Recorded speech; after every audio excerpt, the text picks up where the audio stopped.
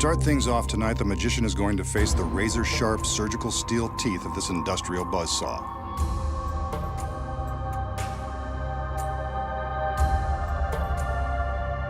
As he is soon to find out, the saw blade is real and the teeth are incredibly sharp. Ouch. That's gonna leave a mark. The magician sets the blade in motion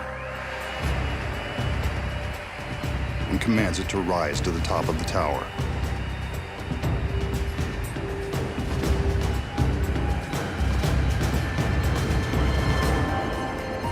Remember the old saying, what goes up must come down? So for safety's sake, the blade stops before the girls walk underneath.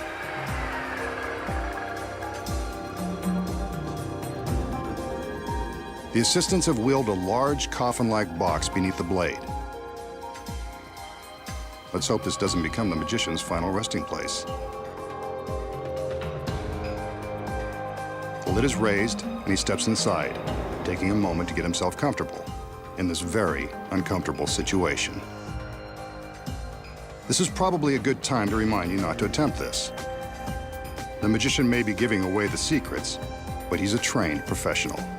The front of the box lowered, we can see that he's held in place by a wide steel band and handcuffs. He's not going anywhere.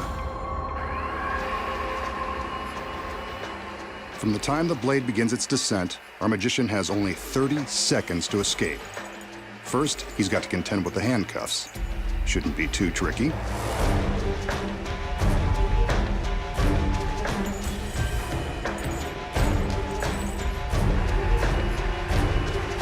Only 20 seconds left.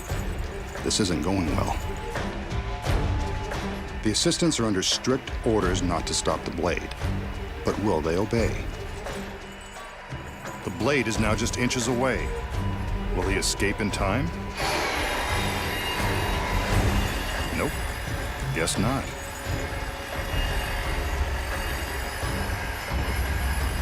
Well, this is a first, and we've still got an hour's worth of tricks to expose. Too bad he didn't save this trick for his big finish. Could have killed two birds with one stone, or one giant blade. Looks like the masked man has finally met his end. But I think we should see some proof that he's really cut in half. On cue, the girls separate the box. So long, magician. It was nice knowing you. The danger in this illusion is about as authentic as it gets, complete with a very real, very sharp industrial saw. And the handcuffs? Well, they're real too. You can see that there is no way to escape this death trap, not within 30 seconds. And that's really the magician strapped to the table. So is the magician really being sliced in half by the razor-sharp teeth of the giant saw? No. He still has more secrets to expose. Starting with this one. The first secret, of course, is in the box the girls wheel onto the stage. When we see him get into the box and supposedly lie down, he's actually slipping his legs down into a secret compartment. The table legs are hollow and large enough to fit a person, or half of one. As you can see from the back, there is plenty of room to slide his legs inside the compartment with the help of some handy steps, like the rungs of a ladder. His upper body remains visible on the table. So what about the other side? We saw his whole body on the table. The legs look real. The secret here is that a body double has climbed into the box before the illusion began. His legs stay on the table, while the rest of his body hangs upside down in another secret compartment. The double's legs are the ones we see secured by the stalks.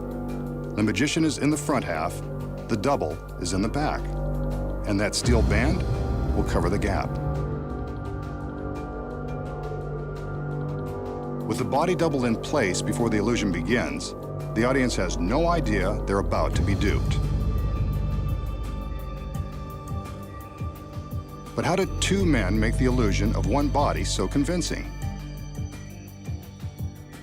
When the steel bands are lifted away, we can see the space between them.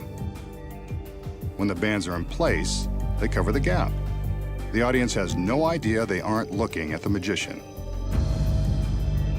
But that is a real saw blade, and it is the magician's shirt being torn from his body. There is real danger here. So to ensure the magician's safety, there is a gap between the two halves of the table, allowing room for the saw as it is lowered. Wooden partitions on each side protect the men from harm. But when the two sides of the table are pulled apart, it looks as though the magician has been sliced in two. Now, you know how it's done.